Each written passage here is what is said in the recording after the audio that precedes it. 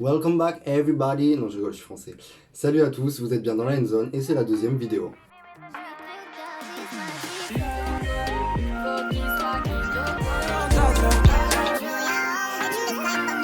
I do it so low. Petite aventure dans l'auto-école, de la première leçon de code à ma dernière leçon de conduite et voilà. Du coup, j'ai commencé le code l'été 2018. Du coup, avant de rentrer en DUT, j'ai commencé le code. Je me suis motivé. Alors, j'avais un boulot, je travaillais le matin de 6h à 11h. Alors, c'était assez dur, ouais, ça, j'avoue. Mais bon, j'avais un boulot du coup qui me permettait de gagner autant qu'un boulot normal parce que du coup, à cet âge-là, on commence à travailler l'été pour mettre des sous de côté, quoi. J'avais un boulot qui me permettait donc de travailler le matin et de faire ce que je voulais l'après-midi. Donc je pouvais sortir, enfin voilà quoi. Mais le but de cet été-là, c'était vraiment de passer le code. Je m'étais donné 2 mois parce que il y en a qui passent en une semaine, je sais pas comment ils font d'ailleurs, des génies. Moi perso, j'ai eu besoin de ces 2 mois, plus c'était inutile, mais moins, voilà, ça aurait pu passer mes limites. Du coup, voilà, je me suis donné de juillet à août entièrement. J'y allais 3 fois par semaine. Alors, il faut savoir que l'auto-école était ouverte de mardi à samedi. Et je crois que j'y allais peut-être mardi, jeudi, vendredi environ. Parce qu'avec le boulot du matin, je vous cache pas que j'étais fatigué aussi. Donc voilà, il fallait pas non plus que je fasse toute ma vie que le boulot et que le code. Du coup, j'y allais 3 fois par semaine et je faisais environ 2 à 3 séries. Du coup, 2 heures à 3 heures de code. En vrai, ça passait vite parce que clairement, j'étais dans une bonne auto-école. Pour le code, c'est super. Genre, c'était vraiment pédagogique. Ils regardent les erreurs avec toi. T'as un cours de code en même temps que tu passes tes séries. T'es pas solo à voir tes erreurs, à voir la voix de la meuf électronique. Là, ça, c'est pas top. Franchement, nous, on en avait une qui mettait en pause chaque question et qui nous disait si vous avez des questions, posez-les. D'ailleurs, moi, j'en avais énormément. J'avais plein de trucs que je comprenais pas. Les trucs, voilà, quand tu débutes le code, il y a plein de règles. Tu comprends pas pourquoi il y a ci, il y a ça, il y a ci. Et surtout, que t'es entouré de gens, on va pas se le cacher, qui respectent pas à 100% le code. Vous avez déjà vu sûrement des gens doubler à droite, ou ça induit en erreur. J'avais beaucoup de blocages, je comprenais pas, je dis mais pourquoi il y a ça, pourquoi il y a ci. Enfin voilà, du coup, ça m'a permis vraiment de poser des questions comme il fallait. Début août, j'étais assez bien, c'est-à-dire que je faisais souvent en dessous de 5 fautes. Mais voilà, je voulais vraiment être sûr à 100%. Du coup, j'ai attendu vraiment de me stabiliser pendant 2 semaines et de faire moins de 3 fautes. Parce que voilà, je voulais de la marge et je voulais être sûr. Du coup, fin août, c'était nickel quoi. Je savais toutes les questions, voilà, j'étais bien. Et du coup, j'ai demandé ma date et j'ai passé le code le 8 septembre 2018. Et je l'ai eu à 0 faute, je crois. Ou une faute. Non, une faute. Donc, enfin, voilà. Je l'ai eu, c'était nickel. Et j'ai dit, ben, tant qu'à faire, il faut que je commence la conduite vite, le plus rapidement. Il faut savoir que c'était ma deuxième année à Nice et j'avais passé mon code à Grasse. Parce que pendant l'été, j'étais resté à Grasse. Je voulais pas mélanger 18 auto-écoles. Du coup, je voulais passer ma conduite aussi à Grasse. C'est ce que j'ai fait. J'ai commencé mes premières heures pendant les vacances de la Toussaint.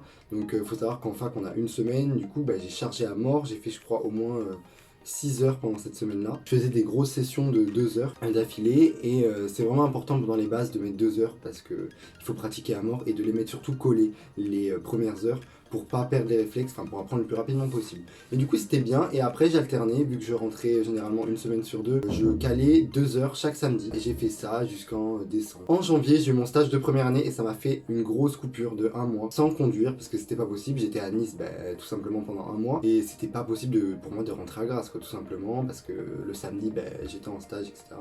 Du coup ça m'a fait une grosse coupure et c'est vrai que quand on débute quelque chose, enfin personnellement la conduite c'était pas du tout un point fort pour moi et j'ai beaucoup perdu. Du coup quand j'ai repris, enfin j'ai refait des erreurs, du coup ça a été ça déjà le premier problème, mais bon ça me concerne moi. Du coup j'ai refait des heures en février, en mars, etc. Ça commençait à m'énerver, des fois vous savez quand on progressait pas, quand on passe par exemple 2 heures à faire que des erreurs, on est en conduite, on n'est pas juste sur un entraînement, du coup la route ça pardonne pas, du coup bien sûr le moniteur il perd patience des fois et du coup ça se transmet, tout le monde se met en colère, enfin voilà. Ça crée des fois des tensions par ma faute parce que des fois je me concentrais pas, des fois c'est pas le jour où il faut conduire quoi. Du coup ça m'a démotivé, démoralisé et des fois par exemple je faisais plus qu'une heure le samedi, plus qu'une heure le vendredi, enfin etc. Ça a duré comme ça jusque avril. Et là je me suis motivé, j'approchais des 30 heures, je me suis dit au bout de 30 heures il faut savoir conduire quand même. Il faut savoir que j'avais pas pris l'abonnement 20 heures plus code plus après le nombre d'heures qu'on veut. Moi j'avais pris, je paye l'heure que je fais. On était quand même obligé de faire 22 heures mais on payait vraiment à l'heure. Enfin bref, du coup, j'ai payé toutes les 30 heures et je me suis dit, c'est mort là, il faut que je le passe. Du coup, j'ai forcé. J'ai mis la pression un peu à mes moniteurs, j'ai dit je veux le permis. Ça dépend des auto-écoles, mais en général, ils vont pas te le donner comme ça ta date. Ça met en jeu l'image de l'auto-école, c'est-à-dire que si tu rates ton permis, ça fait diminuer les statistiques de réussite de l'auto-école et du coup ça fait une très mauvaise pub. Quelqu'un qui cherche une auto-école, les parents ils vont être là pour l'aider, ils vont voir une auto-école qui a genre 40% de réussite, ils vont dire non. Du coup, il faut savoir qu'il force, il m'avait dit bah, tu feras encore des heures et on va vraiment t'évaluer. Et du coup, je me suis vraiment concentré à mort pendant ces heures parce que bien évidemment, il faut donner le meilleur de soi pour qu'ils voient que t'es prêt. Le seul hic, c'était les places de parking. Enfin, les places, les. Je sais pas comment ça s'appelle, oui, le fait de se garer quoi. En gros, on en faisait une toutes les heures. C'est-à-dire quand je faisais 2 heures, je me garais 2 fois, 1 heure, 1 fois, etc. C'est pas suffisant du tout. C'est-à-dire que faites le calcul, en 30 heures, je me suis garé 30 fois. 30 fois, alors que se garer, c'est assez chaud quand même, sachant qu'il y a 4 types, les épis, les batailles et les créneaux droite et gauche, et les gauches, on les voit jamais, parce que, en général, on se gare toujours à la droite d'une route, et à gauche, il y en a presque pas, il faut que ça soit des routes vraiment en sens unique, et je n'ai pas pratiqué le créneau à gauche. Qu'est-ce qui est tombé au permis? Le créneau à gauche. Voilà, tout simplement. Enfin bref, du coup, j'ai eu ma date le 3 mai. Les moniteurs m'avaient conseillé de faire des heures avant le permis, c'est-à-dire la veille et le matin juste avant. Je passais le permis à 9 h, du coup j'ai fait 1 heure de conduite la veille, qui s'est très bien passé, mais il y avait encore des petits hicks, et j'ai eu un moniteur que j'aimais pas trop, enfin que j'aimais pas de ouf, voilà. Le vendredi matin, j'ai eu le même moniteur, et là, comme par hasard, il y a le stress qui commence à monter, tu passes le permis dans 2 heures, j'allais à la leçon à 7 h. Excusez-moi d'être stressé, j'ai fait des fautes, quoi, que tu peux pas faire juste avant le permis, quoi, c'est pas possible. Mais bon, c'était le stress, voilà. La monitrice, elle s'est inquiétée, elle s'est dit, mais c'est pas possible, il est pas prêt, enfin voilà. Du coup, ça a commencé déjà à m'énerver, parce que, bon, elle faisait des reproches, voilà, c'était légitime, mais en se mettant à ma place, on comprend bien que, voilà, je suis déjà stressé du permis, alors c'est pas possible de me re-stresser encore une fois. Arrive le moment du permis, on est 3 à passer, voilà, le permis dure 20 minutes, du coup, je passais en deuxième, voilà, si je me trompe pas, ouais, en deuxième. Je passais à 8 h 40, je sais que j'ai attendu 40 minutes solo, donc là, c'est super, parce que sur le parking de départ, t'as bien le temps de stresser. Du coup, je parlais, voilà, j'essayais de me détendre, je parlais à mes potes, changer les idées un peu. Je leur avais dit, j'ai archi peur pour les places de parking, je suis sûr que je vais louper ça. Il faut pas partir perdant, mais moi je partais vraiment réaliste, c'est-à-dire que les places de parking, j'étais vraiment pas serein.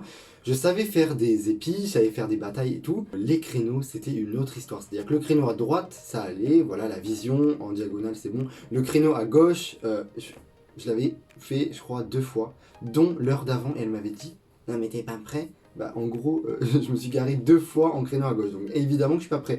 Mais bon, c'était trop tard pour changer la date, et moi je comptais vraiment passer. Du coup, c'est venu à mon tour, je me suis installé, j'ai fait tous les petits trucs. D'ailleurs, il y a le moniteur à l'arrière, du coup ça c'est génial parce que quand vous faites une faute, elle est dégoûtée, enfin en l'occurrence c'était une femme moi, elle est dégoûtée et elle vous regarde genre en mode qu'est-ce que tu viens de faire Enzo? Ça stresse un peu mais bon, j'étais concentré et franchement j'ai bien conduit, c'est-à-dire qu'il m'a pas fait de remarques pendant ma conduite, pendant les 10 premières minutes, voilà. J'ai fait le parcours bien évidemment vous le répétez 26 fois avec les moniteurs donc je le connaissais par cœur. J'ai fait aucune faute et là arrive le moment où il faut se garer. Je commençais à paniquer parce que je sentais, on arrivait en fait à côté de Grasse, il y a une espèce de petite ville, voilà, c'est pas un village, mais voilà, c'est Montsartou, pour ceux qui connaissent, vous saurez de quoi je parle, c'est un petit village avec beaucoup de rues à sens unique, et là j'ai dit, c'est là qu'il va me faire garer, on le fait tout le temps avec les moniteurs, et c'était logique, quoi. Et là il me dit, vous allez me faire un créneau à gauche. Alors il faut savoir, donc il était 8 h 50 à ce moment-là, c'était les sorties pour le boulot, pour l'école, pour certaines écoles qui commençaient plus tard, les collégiens, etc., enfin qui passaient par là, donc le trafic était assez dense. Et quand c'est une petite ville comme ça, les routes elles sont vraiment bouchées. Donc pour vous garer, il faut savoir que eux derrière, là, ils s'en foutent totalement que vous êtes en train de passer le permis, ils sont juste pressés, ils sont prêts à klaxonner, bon même s'ils voient auto-école, ils ont pas le temps en fait, ils s'en foutent, c'est un jour comme les autres pour eux. Du coup je devais me garer vite, comme dans la situation réelle, mais surtout en me concentrant, parce que voilà, j'étais quand même un conducteur débutant, donc voilà, je devais pas faire n'importe quoi. J'ai commencé à rentrer en créneau, donc à gauche, et je suis mal rentré et j'ai senti le trottoir. Et là, le but, c'est de se remettre, sauf qu'avec la panique, le stress, le moniteur qui dit ben remettez-vous, rapidement, laissez-les passer. Voilà, il y a eu un moment de stress qui m'a fait vraiment paniquer. Du coup, j'ai essayé de me redresser. Il y avait une voiture devant, une voiture derrière, hein, pour vous dire. J'ai avancé, j'ai essayé de ressortir de ma place, mais il y avait des voitures qui passaient, du coup, je pouvais pas trop. Et au moment où je voulais reculer, j'ai passé pas la marche arrière, mais la marche avant. Allez savoir comment j'ai fait ça. Dans la panique, on fait n'importe quoi, j'ai oublié de changer. Et j'ai foncé dans la voiture devant. Bien sûr, à 2 km/h, mais j'ai tapé. Le moniteur a appuyé sur la pédale de frein. C'était éliminatoire. J'avais lu des blogs, des articles avant qui disaient que certains avaient échappé à la règle, que c'était pas forcément éliminatoire d'appuyer. Donc j'ai eu espoir, mais bon, j'étais déjà stressé, je commençais à être énervé énormément. L'inspecteur il rigolait pas, il parlait comme un chien, enfin... Voilà, il est là pour te déstabiliser, c'est vraiment le principe, parce qu'en conduite, autour de toi, t'auras pas que des gentils, donc ok, c'est formateur, mais je trouve que c'est horrible. Clairement, c'est horrible. Il arrêtait pas de me dire, remettez-vous bien dans la place, attention, il y a des gens qui veulent passer, vous voyez pas que vous les gênez, sortez, machin. Et du coup, j'ai fait, alors j'ai refoncé, j'ai escaladé le trottoir, là il m'a dit, bon, c'est mort, sortez de votre place. Et en sortant, eh ben, il y avait des voitures qui passaient, je voulais les laisser passer, il y avait une voiture devant, et ben, je l'ai frôlée, et là j'ai senti la carrosserie qui grinçait sur l'autre, j'ai dit, oh. Du coup, je me suis arrêté, il m'a dit, ben avancez, c'est trop tard. Ça a été les 10 secondes les pires de ma vie. J'ai raclé la voiture pendant 10 secondes et le bruit horrible des deux carrosseries qui se raclent, c'est l'échec, tu sens la défaite en toi, genre clairement c'était ça. Donc là je me dis c'est mort, j'ai plus aucun espoir, mais je me suis dit on va pas faire le rageux, on va encore s'accrocher. Là il m'a fait continuer, il m'a fait après me mettre sur un rabattement, il m'a posé les questions. Alors là, j'étais énervé, alors je répondu comme un chien, mais bon, j'ai essayé d'être comme courtois, mais bon, je répondais vraiment sèchement, en plus c'était des questions archi faciles, enfin je veux dire, j'avais vraiment tout réussi. Après il m'a dit, bah c'est bon, on rentre, je vous laisse faire la route. Là c'est le fameux truc en mode, vous devez vous repérer par vous-même. Et là, il y a eu un petit rond-point, je me suis engagé, j'ai dit, il faut que je prenne des initiatives. Il y avait une voiture à gauche, effectivement, mais qui mettait 10 ans à avancer, je sais pas ce qu'elle faisait. Elle était là, elle était bloquée. Je me suis dit, on va prendre une initiative, c'est un mini rond-point. Je vais tracer. Et là, qu'est-ce qu'il y a? Une moto qui arrive à fond et que j'avais pas vu. Deuxième erreur, il a encore freiné. Il a dit, mais qu'est-ce que vous faites et tout?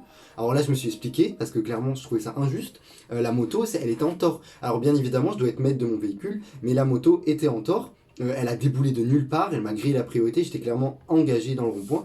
Il m'a dit je suis d'accord, mais vous devez être maître de votre véhicule. Donc deuxième erreur. Alors là j'étais encore plus en panique, je tremble quand je suis en stress, enfin voilà j'étais énervé. Il y avait un moment où on devait tourner, j'ai passé la troisième en même temps en tournant, j'ai donné un énorme coup de volant, j'ai failli foncer sur les voitures garées à côté, il a redressé le volant, enfin là je savais que c'était cuit, je voyais dans le rétro la monitrice elle était comme ça, genre effondrée.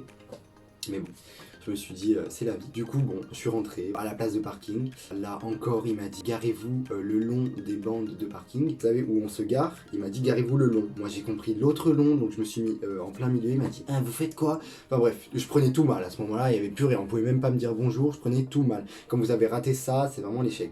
Du coup, bon, ils disent rien, mais je savais que j'avais échoué, donc j'ai dit au revoir, voilà. Je suis parti, j'étais presque en larmes, j'étais énervé, j'étais au bout de ma vie. Enfin bref, les jours sont passés, je voulais m'expliquer avec la monitrice qui était derrière. Je voulais lui faire comprendre que c'était pas sympa, elle m'avait déjà déstabilisé elle aussi. Au moment où je me gare, enfin elle était en mode mais what, qu'est-ce que tu fais? Sans rien dire bien sûr, même si elle a pas le droit d'aider, elle aurait pu, je sais pas, être clémente niveau regard. J'étais déjà assez stressé comme ça, du coup j'ai décroché 1 heure avec elle, du coup elle a dit ok on va voir ça. J'ai conduit avec elle, et donc on s'est expliqué, elle m'a dit bah oui certes t'as bien conduit, les places de parking c'était pas ça. Du coup j'ai dit il faut absolument que j'apprenne les places par cœur et que je sache tout faire. Je lui ai demandé du coup pendant 2 heures de me faire garer tout le temps. Et ça a été 2 heures bénéfiques pour moi, mais pour elle, ça a été horrible, parce que clairement les moniteurs, ils ont pas que ça à faire de te faire garer 10 fois d'affilée. Mais moi, je voulais ça, parce que c'était vraiment ma seule lacune. Genre, et c'était à cause de ça que j'avais loupé le permis, que j'avais perdu mes moyens. On a donc fait ça. Après, je suis allé à l'auto-école pour demander la conduite supervisée. Parce que j'avais dit, je vais pas repayer 10 heures, c'est pas possible. Parce que là, à ce stade-là, quand vous avez un échec en école de conduite, ils vous laissent pas retourner au permis comme ça. Hein.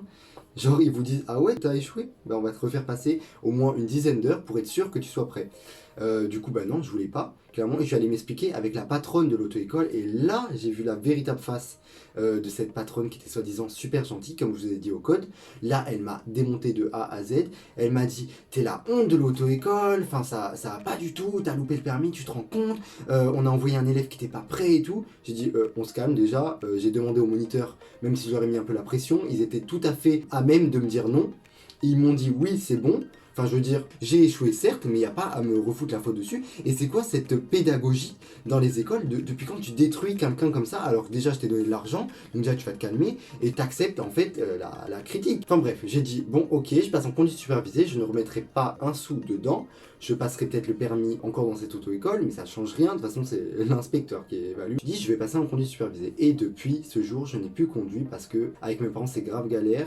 Déjà, pour se voir, comme je vous l'ai dit, je suis à Nice. En plus, c'est galère. galère. Quand c'est la voiture familiale, les parents ils sont un peu réticents, ils sont là en mode tu vas l'abîmer, ça va être galère, tu vas foncer partout, enfin voilà, c'est normal. Du coup, je n'ai plus jamais conduit, enfin bref. Du coup voilà, c'était toute mon aventure de permis et personnellement maintenant, je ne sais pas si je vais continuer à conduire parce que peut-être j'ai réalisé que c'est peut-être quelque chose qui n'est pas fait pour moi.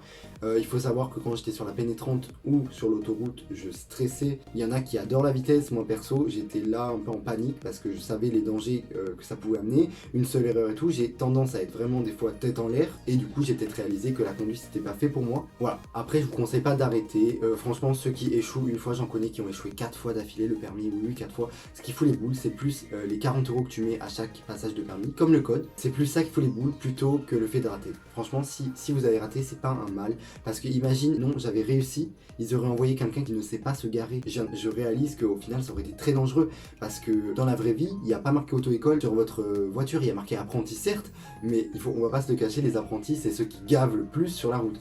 Du coup, voilà. Je pense que c'est un mal pour un bien. Ça m'a fait réaliser certaines choses. Et puis, dans Nice, par exemple, je prends l'exemple des grandes villes, avec le métro, le tram, les vélos, les trottinettes électriques, enfin tous les modes de transport, les bus, tous les modes de transport collectifs qu'il existe, c'est pas nécessaire d'avoir une voiture et clairement vous verrez que c'est extrêmement galère de trouver des places de nos jours. J'en vois qui viennent à l'IUT en voiture, ils galèrent pendant 10 minutes à tourner. Moi j'arrive avec mon bus, hop, je descends, je suis à l'IUT en 2 secondes. Voilà, j'espère que ce story time vous en aura appris un peu plus sur mon aventure. Si vous avez vécu des choses de la sorte, n'hésitez pas à me le dire dans les commentaires, ça m'intéresse beaucoup parce que j'allais regarder si certains avaient vécu les mêmes situations que moi. Donc n'hésitez pas à liker si vous avez aimé, à disliker si vous n'avez pas aimé, à vous abonner et à activer la petite cloche pour recevoir les notifications de mes prochaines vidéos. Et sur ce, ciao ciao.